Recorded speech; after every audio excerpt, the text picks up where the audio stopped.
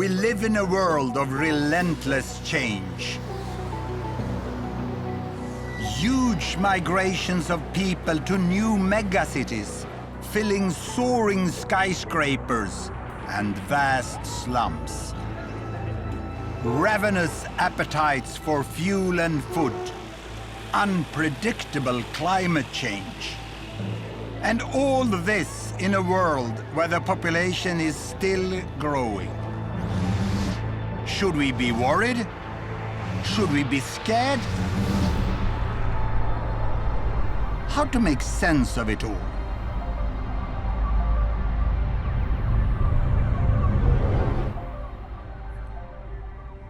"7 billion people now live on this planet of ours. Isn't it beautiful?"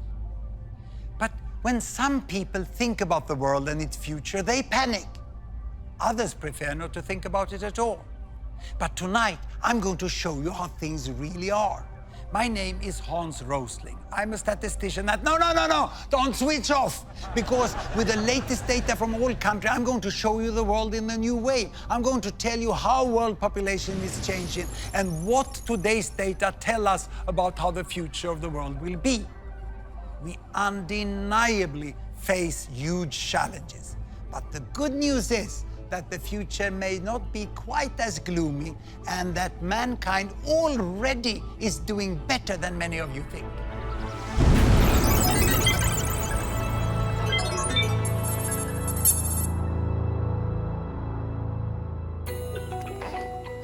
Babies, each one a blessing. But many people think population growth is out of control. Some even talk of a population bomb. Are they right? So where are we with population today, and how did we get here? I'm going to tell you a story about everyone who ever lived. Well, at least during the last some 1,000 years. Here we go. I give you 2 axes. This is time in years, and this one here is world population in billions. In the year 10,000 BC, when the first people were becoming farmers, then the archaeologists estimate that the world population was only 10 million. Imagine 10 million, that's like Sweden today. A world of only Swedes. But then, as the millennia passed by, more farmers, food and people, and great empires could emerge. Egypt, China, India, and finally Europe. And population continued to grow, but very slowly. And I stop here at the year 1800, because 1800, that's when world population became 1 billion. Imagine all that time, the population growth was just with a tiny fraction of 1% through thousands of years. But here, 1800, with the Industrial Revolution, everything changed, and population started to grow faster. In little more than 100 years, it reached 2 billion. And then, you know, when I was at school, it was 3 billion. And many people said, the planet cannot support more people. Even experts said that. But what happens was this, you know, we became 4 billion, 5 billion, 6 billion, 7 billion. Imagine, more than half of the world population have been added during my lifetime. And the number is still rising. Most of the population growth in recent years has been in Asian countries, like here in Bangladesh, where the population has tripled during my lifetime, from 50 to more than 150 million. It's now one of the most densely populated countries in the world. Some 15 million already live in the very crowded capital, Dhaka. People here, whether in the city or the countryside, are intensely concerned about the size of families. But a new Bangladesh is emerging. Like the Khan family, Mum Taslima, daughters Tanjina and little Sadia, and Dad Hanan. মহিলাদের সাজার জন্য বহুত time লাগে, পুরুষদের তো এত time লাগে না। হয়েছে তোরে বাবা, এই যে আবার হাত দিয়ে মুচ্ছে আর দিলে কিলা হইল। Both Taslima and Hanan come from large families themselves, but they've decided to have just 2 children. বাংলাদেশে এখন একটা স্লোগান আছে যেটা সবার ঘরে ঘরেই জানে যে 2টি সন্তানের বেশি নয়, একটি হলে ভালো হয়। আমার ভাগ্য ভালো যে আমাদের 2টা সন্তান, অনেক সন্তান হইলে তো তাদের খরচা দিতে পারতাম। 2টা সন্তান যে মনের মতন তো তাদের যেটা চাওয়ার এটা পূরণ করতে পারতেছি। তোমার আর কি? আমার পকেট খালি হয়ে গেছে। Taslima and Hanan are part of a cultural shift away from big families. And for Taslima, it's also become a job. She works for the government family planning service, which employs women like her in every village. She goes door to door to try to help others to have smaller families too. মাসে গেছেন আজকে কতদিন? তারপর আর কোনো পদ্ধতি নেন নাই? তাহলে সমস্যা হবে না? আমার বাচ্চা কনসেপ্ট হয়ে যাবে। আমার তো মনে করেন হয়তো অনেক দেরিতে বাচ্চা, এই যে তারপরও আপনি এখন তো 2টা বাচ্চা হয়ে গেছে। আমি ধরে গেলাম না, এবারে সবার লেগে যায় না। Taslima offers advice, moral support, and most importantly, a range of contraceptives. এগুলো কন্ডম।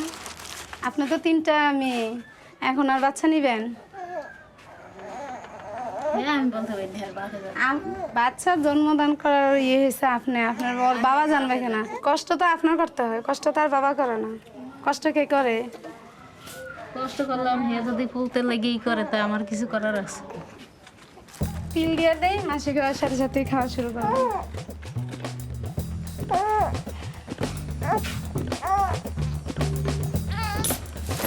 যে অনেক যারা একটু কম শিক্ষিত এরা বুঝতে চায় না, বুঝাতে হয়, অনেক সময় লাগে এই আর কি। So how successful has Taslima and Bangladesh been in reducing fertility rate? That is, number of babies born per woman. In Sweden, we set up Gapminder Foundation to make the world's data available in a way that everyone can understand. So I can show you the situation in Bangladesh and what has happened. Here, a horizontal axis, babies per woman, all the way from 1 to 2 to 7 to 8. And here, a vertical axis, that is lifespan, life expectancy, how many years a newborn can expect to live, from 30 all the way up to 90. Now, we start in 1972, a very important year for Bangladesh, the first full year of independence. That year, Bangladesh was over there, and they had on average 7 babies per woman, and lifespan was less than 50 years. So what has happened after independence? Have life become longer in Bangladesh? Have children become fewer? Here is the data. I start Bangladesh. Indeed, you know, life is getting longer and babies fewer, 6, 5, and life even longer, 4, 3, and they land now almost to 2. It's 2.2, and the lifespan is 70. It's absolutely amazing. In 40 years, Bangladesh have gone from 7, 6, 5, 4, 3, 2. It's a miracle that has happened in Bangladesh. But is it only in Bangladesh? Well, I'll show you the whole world. I will go back 50 years in time to 1963. Here are all the countries. And these green ones is America, North and South. The yellow ones is Europe, East and West. And blue is Africa, North and South of the Sahara. And red is Asia, and we include Australia and New Zealand. The size of the bubble show the size of the population. Look, the big ones over there is China and India, and Bangladesh is just behind. In 1963, the average number of babies born per woman in the world was 5. But it was a divided world. Can you see that? These countries over here, the developed countries, they had small families and long lives. And then there were the developing countries over here, and they had large families and short lives, and very few were in between. But now we'll see what has happened. I start the world. Here we go. And you can see that China is getting, the big bubble is getting to better health, and then they start family planning, they move along to smaller families, and the big green, look at Mexico. Mexico is coming there, and this is Brazil, also the green in Latin America, and here India is following. India is following. The big red bubbles are Asian countries going this way. Many Africans are still with many babies born per woman, and then Bangladesh over there overtakes India on its way to the small family, and now almost all go up to this bubble. Even Africa now starts to move on. Ooh, that was the earthquake in Haiti. And now everyone ends up there. What a change we have. Today, you know, in the world, the average is 2.5. Imagine, you know, it used to be 50 years ago 5, and the world has changed. The average number of babies born per woman have gone from 5 to 2.5, and it's still decreasing. What a big change. People would think that Bangladesh and countries like that is some sort of epicenter of a population bomb. They couldn't be more wrong. To me, health workers like Mrs. Taslima and their colleagues, who have taken their countries from this side all over in a few decades to much better health and small families, they are the heroes of our time. It's an amazing change that has happened. We no longer live in a divided world. But how much do people know about this amazing change? At Gapminder, we not only show data, we also measure how much people know or don't know about the world.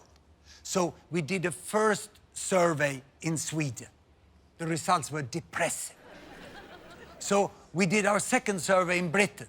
And we had high hopes because the British have been all over the place, you know. So we thought we would get good results here. The first question we asked was, how many babies do women have on average in Bangladesh? And we gave 4 alternatives: 2.5, 3.5, 4.5, or 5.5. This is the result of the British survey.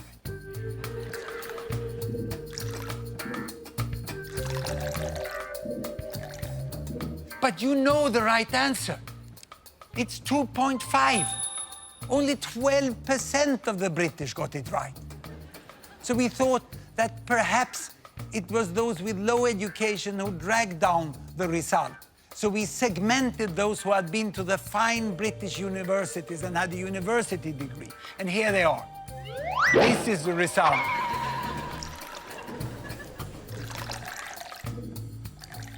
If anything, worse. So now you may conclude that the British lack knowledge about the world. What if I would have asked this chap and his friends? I would have written the different answers on bananas and let them pick 1 banana each, you know. This result I would get. Of course, chimps know nothing about Bangladesh.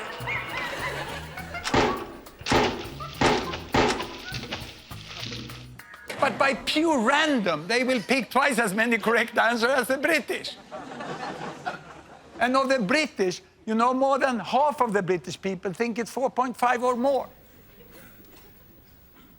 The problem here is not lack of knowledge, it's preconceived ideas. The British cannot even imagine, cannot even guess that women in Bangladesh have 2.5, and you know it's really 2.2 already. This is what the Brits don't know, that Taslima and her family are the norm in Bangladesh today, the most common family size. And it's not only there, it's all over the world. In Brazil, 2-child families. Vietnam, 2-child families. And even in India, the most common family size is 2 children today. And also, if you go to the African continent, you go to the big cities here, Addis Ababa, you have less than 2 children per woman today in Addis Ababa.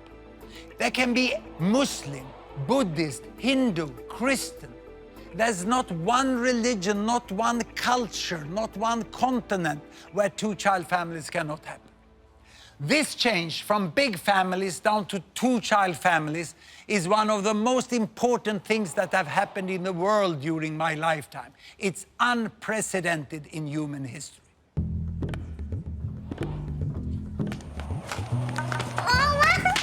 Here we are, back in Bangladesh. Let's find the reasons behind this historic and continuing shift from large to small families. Almost all girls in Muslim Bangladesh, like 15-year-old Tanjina, go to school today. The government now even pays families money to keep their daughters on at secondary level. At Tanjina school, boys are now outnumbered by girls. এটা কি পরিবার? এদের খাদ্যের অভাব হবে? আর এদের You could hardly miss the point of this lesson. অভাব পড়বে? এটা কি পরিবার? এদের কি সমস্যা হবে? Education is effective, and there are also new opportunities for Bangladeshi women. Despite continuing inequalities, there are more jobs, and Tanjina is aiming high. আমার স্কুল যেতে খুব ভালো লাগে। আমাদের মায়েদের সময়ে তখন অনেক তাড়াতাড়ি বিয়ে হয়ে যেত, তারা লেখাপড়ার সুযোগ পেত না। কেবল আশা, আমরা এই সম্বন্ধে অনেক আশা করতে পারি যে আমরা ডাক্তার হব, ইঞ্জিনিয়ার হব। More and more young women here are seeing how different things could be for them. তোমরা 17 বছরের বয়সে কি করে বিয়ে করছো যে আমি এটা ভাবতেও পারি না। আমি তো 2 বছরের পরে এটা কিছুতেই সম্ভব না, এত তাড়াতাড়ি বিয়ে। তখন বুঝি নেই, ভুল করছি। এখন তো মানুষ ভুল করে না। তো তোমার কত বছরে তোমার চিন্তা ধরো যে বিয়ে শাদীর চিন্তা ভাবনা 25 বছর পড়াশোনা শেষ করে একটা চাকরি,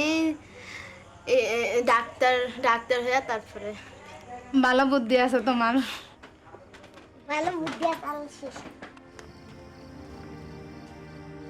It's wonderful to see Taslima so full of hope for a bright future for her 2 daughters. But one essential transformation underpins the change in Bangladesh. It's a dramatic improvement in child survival.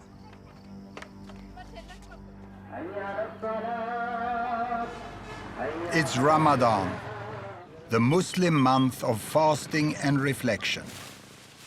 At this auspicious time, Hanan is helping his parents to tend the family graveyard. 3 of Hanan's siblings died when they were very young. They are buried here. খুব কান্দাকাটি করছি, আসা গেছি, আইছি, খুব দুঃখের বিষয়। ব্যবস্থা থাকতো, ডাক্তার থাকতো, তো চিকিৎসা করলে একটু তো বাস। মনে পড়ে না, আমি যার বাইছে তো একদিন মনে পড়বো না আমার। Back when Hanan's parents were a young couple, 1 in 5 children in Bangladesh died before they reached 5 years of age. All families lived with a constant fear of losing 1 or more children. আছে বাচ্চা আরেকজন হয়েছে, টুকুরু মারা গেছে, তারপরে কেউ অনেক একটা বাচ্চাই হয়, তাহলে আবার নেও। এইভাবে বেরোবের থেকে এগুলি হয়েছে আর কি। এ সঙ্গে তো আর এই খেয়ালটা করি নাই যে অতিরিক্ত বাচ্চা যে এমনি নিতে আসি, ভবিষ্যতে অন্ধকার হইব না হইব। In the last few decades, Bangladesh has made great progress in basic health, particularly in child survival. Vaccines, treatment of infections, and better nutrition and hygiene have all saved the lives of millions of children. And as parents have come to see that all of their children are now likely to survive, the biggest obstacle to family planning has at last gone. Even in the slums of Dhaka, women now have on average just 2 children.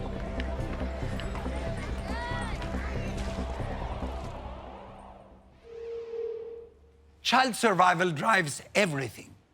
Let's go back into history. Why did the world population grow so slowly before 1800? Well, throughout history, all historical records show us that on average, 2 parents got more or less 6 children. But that looks as a very fast population growth. So why didn't it grow? Because 1, 2, 3, 4 of the children died before growing up to become parents themselves. People in the past never lived in ecological balance with nature. They died in ecological balance with nature. It was utterly tragic. But with the Industrial Revolution, this changed. Better wages, more food, tapped water, better sanitation, soap, medical advances. You know, so why did then, from all these advances, why did population grow? Was it because they got more children? No. 1963, that year when I was at school, actually the number of children per woman had decreased a little in the world to 5. And the reason for the fast population growth was the improved child survival. 4 survived at that time. But still, 1 out of 5 died. That was still terrible.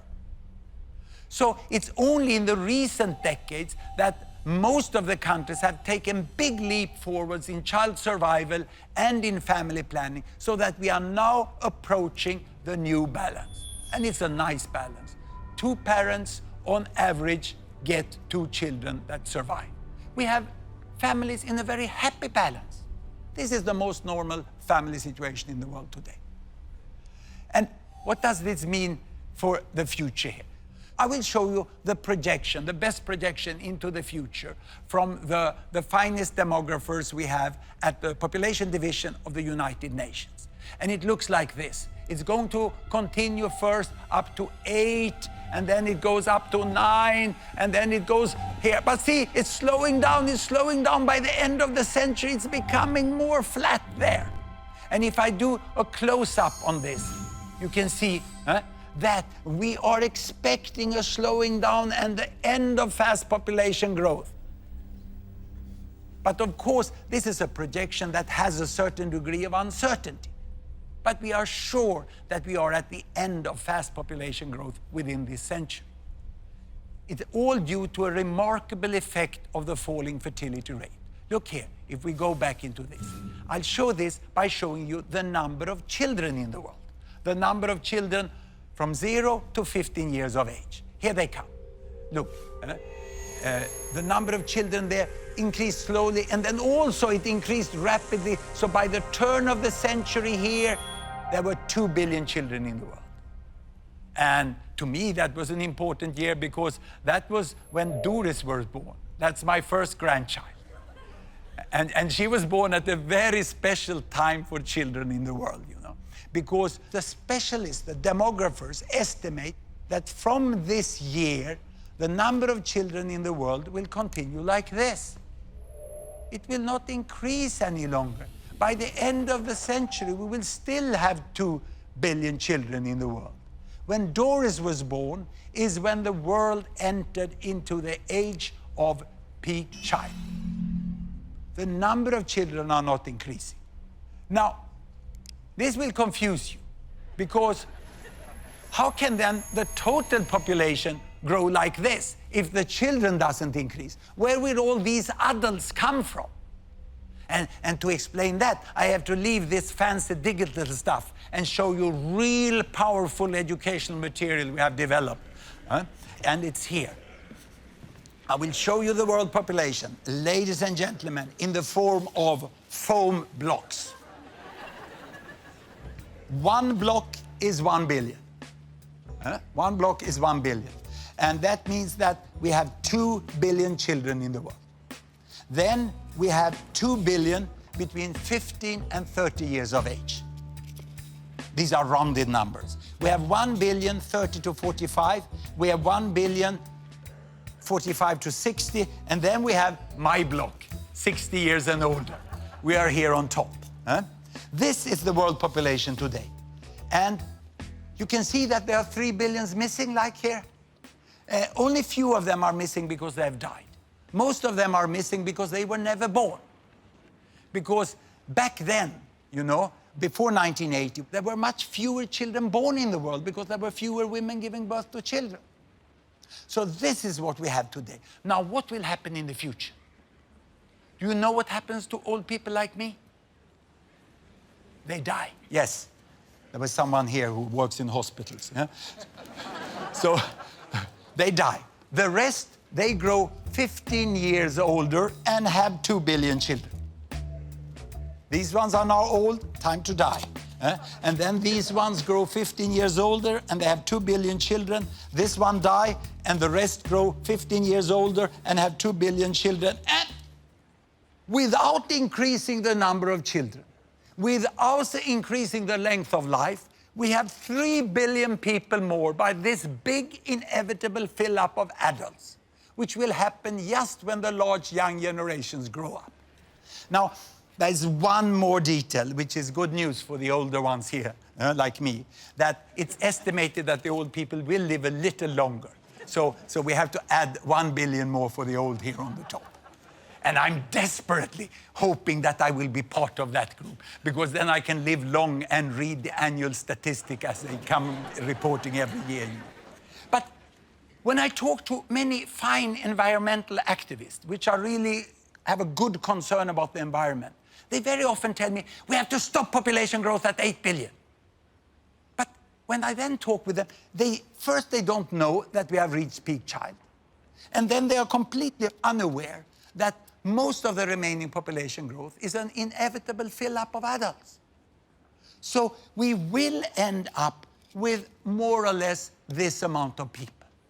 So we know how many billions there will be, but what about where they live? Now and in the future. There you have the world, and here are the 7 billion. Now, out of the 7 billion, 1 live in the America, North and South together.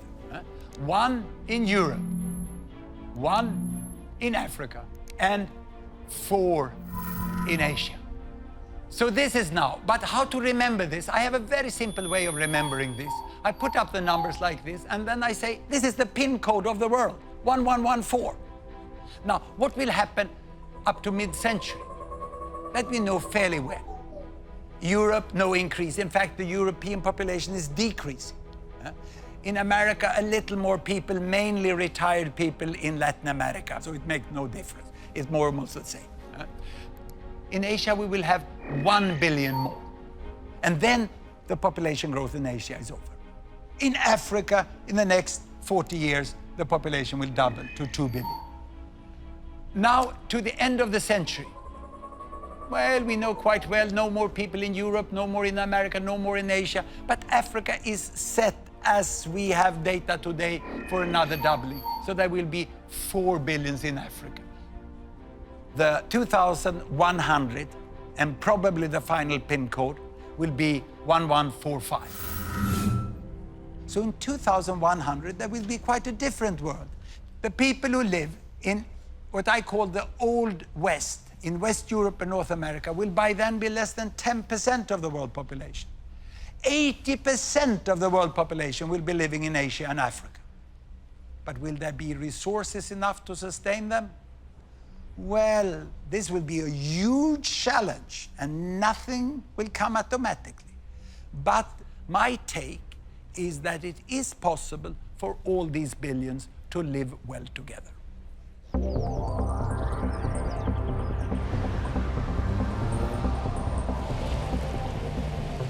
Certainly, it's easy to see the potential for a prosperous and peaceful Asia with 5 billion people. Japan, South Korea, and others are already rich. Following them on the road to wealth are larger and larger parts of China, India, Indonesia, and many other Asian countries. Even in poorer Asian countries, more and more are getting a decent life. But what about a future Africa of as much as 4 billion? Won't most of them be living in terrible poverty? I have seen extreme poverty in Africa. 30 years ago, I spent the 2 most intense years of my life working as medical doctor in one of the poorest countries, Mozambique, on the east coast of Africa. Mozambique had just become independent after a long war against the colonial power Portugal. And my job was to be one of 2 doctors, we were both foreigners, for 300,000 people. And this was the hospital. My wife was also there working as a midwife. This is the entire staff of the hospital. Those with white coats had the chance during the colonial period to get the professional training of at least 1 year. The others, many of them, couldn't even read and write. But they all worked with such dedication and motivation. But the patients came with the worst diseases of extreme poverty, and our resources were often not enough. And especially my skills as a young doctor did not meet the need of the patients. Mozambique is still today a very poor country, but things have improved immensely since I was there 30 years ago.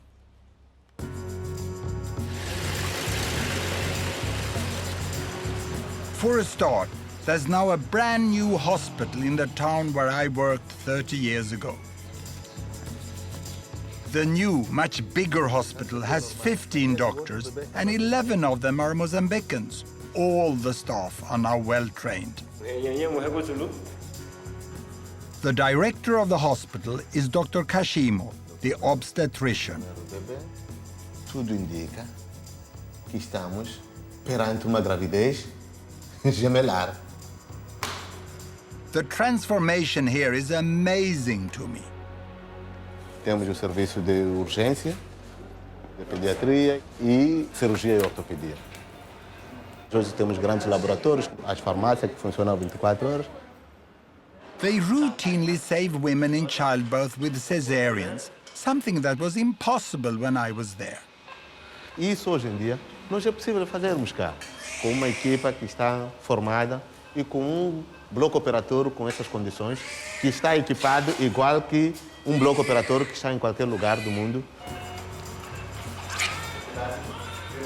Everything has improved so much. Those born in Mozambique today should have a much brighter future.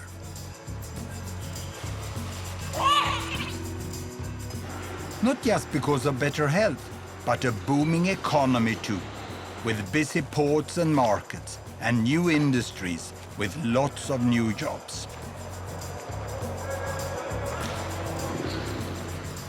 I know you might be thinking that this good news is just about cities and towns. And it's true. The worst challenge is in the rural areas where most people live. But things are changing here too.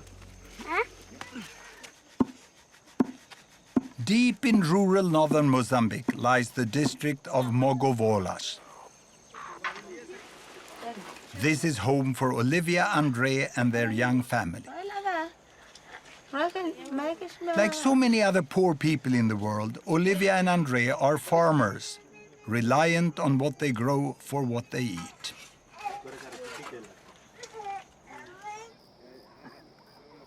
It's 4 a.m. and the day's tasks beckon. Andre heads straight to the fields. Olivia first goes to fetch water. Both have to walk miles to get anywhere. Well, okay, kastar ora beli. Hey, kapanya tu water sak. Ini kastar inta ora beli. Inta kimpia pahiki boli ya kilamwe. With no other means of transport, everything has to be carried. Olivia and Andre have 8 children. Fertility rates are still high in much of rural Africa, and it's the poorest families who have the most mouths to feed. Anything this family can spare, they'll sell. Mi kirero o sofereri masikinoli mape kinoli mape wakule purututu masivali wakule purututu ne nkimpanyere tu parawera permenu shikiwe he opanya mzuruku wawera kitihe kabana na akalaba. Yet economic growth is slowly trickling into the countryside. Empagela kitenka kichapele nonela ki kivandriya kataru. Now Andre has set his sights on one thing he believes will change everything. Pankerero vela vela kinamochela weta mahoi kanachike. Bicycles can make a huge difference to the lives of the rural poor. They save hours every day and get so much more done. With a bicycle, they can carry much heavier loads to the market and earn more money. they can travel to find work. And if they get sick, they can reach a health clinic in time. Opora kitume chinka kino riri kino teli ya pe kino kala normal teli ya poroke e chinka etoke hikale chinka etok owe hetwiyo etokeyo helonke. Andre and Olivia have been putting money away for 2 years. They haven't quite enough yet.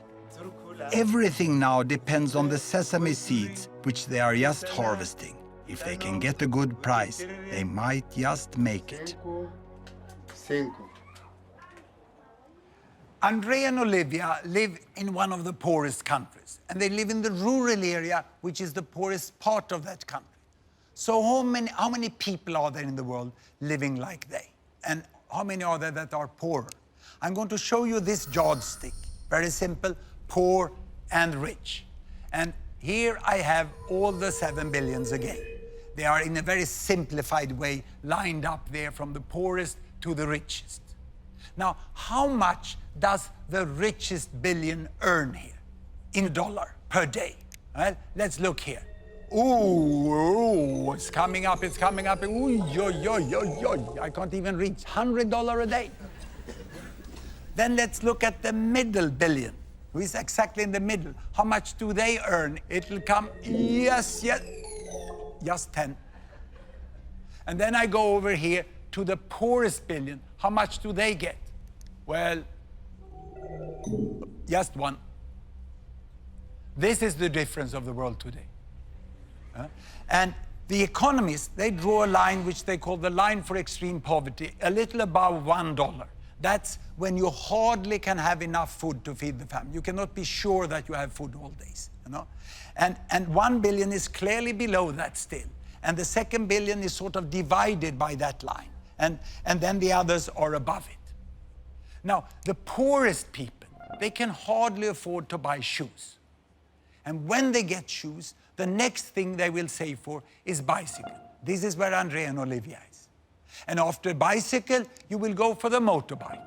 And then after the motorbike, it's the car. And I remember when my family got the first car. It was a small gray Volkswagen. The first thing we did was to go to Norway on holiday, because Norway is so much more beautiful than Sweden. It was a fantastic trip. And now I'm in this group. I can go, like the richest billion, we can go on holiday by airplanes. Of course, there are people who are much richer than the airplane people. Some are so rich, so they're even contemplating that they should go as tourists out into space. And the difference in income from the airplane people to the very richest over there is almost as big as it is from the airplane people here, you know, all the way down to the poorest in that side. Now, the most important to remember from this yardstick is this. And I need to show you this, I need my stepladder. Sometimes you need some old, well-functioning technology also. Here.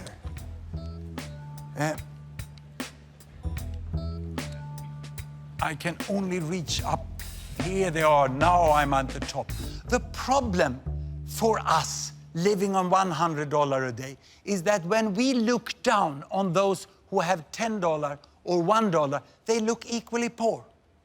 We can't see the difference. It looks as if everyone is living on the same amount of money. And they say, oh, they are all poor. No, I can assure you, because I've met and talked with people who live down here, and I can assure you that the people down here, they know very well how much better life would be if they would move from $1 to $10, 10 times as much income. This is a huge difference, you know. And to understand this, this is what Olivia and Andre is trying to do now. Each little step they take along this line here, you know, from the shoes towards the bicycle, small as it may seem from far distance, make a huge difference in their life. And if Andre and Olivia would get that bicycle, it would speed them along to better life and better wealth up in this end. Today, Andre and Olivia are preparing to sell the sesame crop they've been growing for many months. Pero esa calaya, ya cala 25. Masintano va, o cala un poco normale, only toma 40, 45. But Andre and Olivia will have to be careful if they are to get paid the proper price. No kala no shuti hi atwale, to kwale venda ya ro kunyale iwe. Vale ipalansa za vale water wanoro vale tsoli kana. Aha na tukwa ka shininyale vantsuwela yavo. Akora pizzari 10 kilo. Vale nro kuma balansa vale hiyo ni pizza andre. Balansa hu. Enro kuma vale 30 awoito. Andre is going to do the selling. And for the last time, he hopes, he has to get help to transport the crop to market. Andre now needs to keep his wits about him. Amico, muhakumo tukula, kirili kontano kiwehetoko. The deal is done, and Andre is happy with the price he's got. Toba, jinropo hakava, turu hakava. It's the moment the family have worked so hard for. Hola. Yaroa. Hola. Yaroa. Hola, kalwa wali.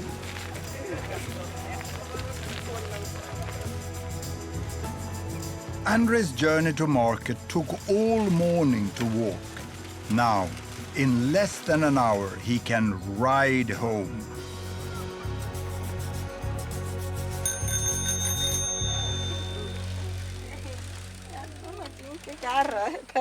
Naka tapeke ko tume chinkela marka. Lima wanguno. O tume chinka, naka tapeleke. The bicycle is put to use at once. The children fetch water with it. Andrea carries more crops to the market. And just as importantly, Olivia and Andrea can now easily reach their lessons for adults so they can learn better maths and how to read and write. Kitukuma nyezuru kwaka, kintume mota, kapa kiraka markale, na shanaka.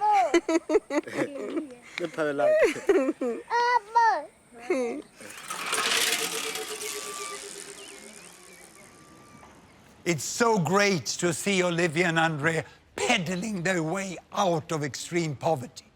And they use the bicycle to go to literacy classes. Education is so important for the progress of people and nations.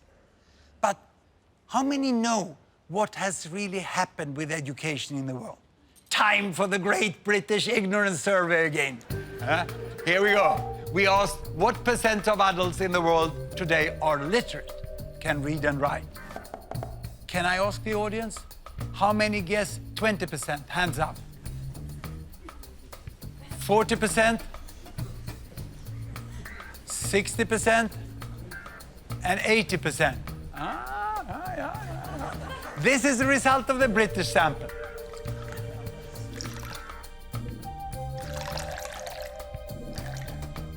Now, by now, you can use the result of the British survey to find out what the right answer is, isn't it? Of course, it's 80% that is the right answer. At least you were clearly better than the British average. Just 80% of the population in the world can read and write today. Literacy is 80%. Actually, the last figure is a little higher. So if I would have compared that with the chimps again, you know? So it's once more, you only get random results from the chimps. But you get 3 times as many correct answers than you get from the British. And now, the university people. Perhaps they know this, or even worse. What on earth are they teaching at British universities? The common view about the world is outdated with several decades. The media have missed to communicate it. But perhaps this is because the world is changing so fast. Ladies and gentlemen, I'm going to give you my all-time favorite graph. I'm going to show you the history of 200 countries during 200 years in less than 1 minute. I have an axis for income. I have an axis for lifespan. I start in 1800 And there are all the countries. And back in 1800, everyone was down in the poor and sick corner. Can you see? Low lifespan, little money. And here comes the effect of the Industrial Revolution. Of course, the countries in West Europe, they are coming to better wealth, but they are not getting much healthier in the beginning. And those under colonial domination doesn't benefit anything in there. They remain there in the sick and poor corner. And now health is improving, health is slowly improving here. It's getting up here, and we are coming into the new century, and the terrible First World War, and then the economic recession after that, and then the Second World War. Ooh. And now, independence. And with independence, health is improving faster than it ever did in other countries here. And now starts the fast economic catch-up of China and other Latin American countries. They come on here, you know, and India is following there, and the African countries is also following. It's an amazing change that had happened in the world. You know, in the front here, we have now US and UK, but they're not moving so fast any longer. The fast movers are here in the middle. China is moving very fast to catch up. And Bangladesh, look, Bangladesh is already here, now quite healthy, and now starting with fast economic growth. And Mozambique, yes, Mozambique is back there, but they are now moving fast in the right direction. But all this I show you is country averages. What about people? Have people also got a better life? I'm now going to show you something which makes me very excited as a statistician. I'm going to show you income distribution, the difference between people. And to do that, I take the bubbles back 50 years, and then we are going to look only at money. And to do that, we have to expand and adjust the axis, because the richest is so rich and the poorest is so poor. So this will be a bigger difference than between the countries. And what we do now is that we let the country fall down here, this is United States, and spread to show the range within the country. And I take down all the countries in the Americas. And now you can see from the richest person to the poorest person. And the height here shows you how many there are on each income level. And now let's take down Europe. And on top of that, I'm going to put Africa. And finally, the region with most people, on top of everything, Asia.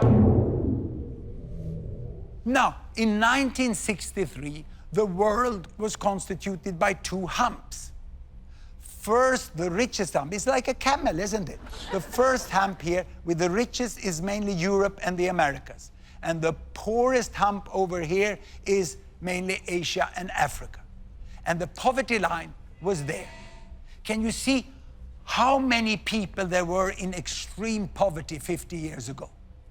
And most of them were in Asia. And people were saying Asia will never get out of poverty, exactly as some people are still saying about Africa today. Now, what has happened? I start the world. And you can see that many people are born into poverty here, but Asia goes towards higher income, and 1 billion goes out of extreme poverty this way. And the whole shape of the world changed, and the camel is dead. It's reborn as a dromedary. And what you can see here, you know, is the variation from the richest, that is most people in the middle. And there's a much smaller proportion of the world now in extreme poverty. But be careful, it's still a lot of people, more than 1 billion people in extreme poverty. Now the question is, can this move out of extreme poverty now continue for those in Africa and even for the new billions in Africa? I think it's possible, even probable, that most countries in Africa will rise out of poverty too. It will need wise action and huge investment, but it can happen. The many countries of Africa are not all advancing at the same pace. A few are moving very fast, others are stuck in conflict. But most, like Mozambique, are now making steady progress. And what about feeding all the new African people in the future? Yes, there are shortages today, but there is also much potential here. Agricultural yields in Africa are just a fraction of what they could be with better technology. And Africa's rivers are barely tapped for irrigation. One day, Africa could hum with combine harvesters and tractors and grow food for many more billions. And please, don't imagine it's just me who thinks Africa can make it. The United Nations is about to set itself a new official goal, eliminating extreme poverty within 20 years. Everyone understands it's a huge challenge, but I seriously believe it's possible. Imagine if that would happen. Now, what we have seen so far is that the rich end, it moves. And the middle, it moves.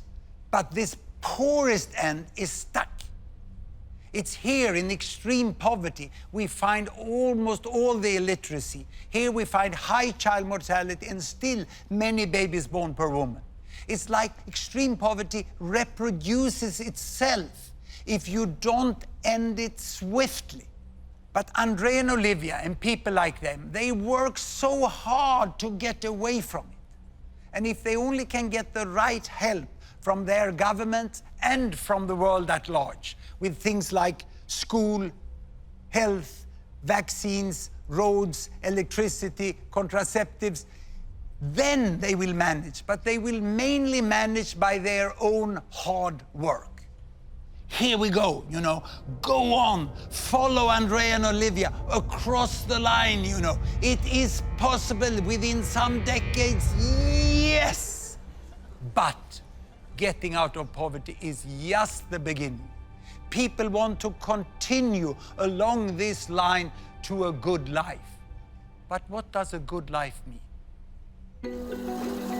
For most people in the world, the good life they are striving for will mean more machines and much more use of energy. So there's a problem, because all this adds to one of the great threats for the future, severe climate change.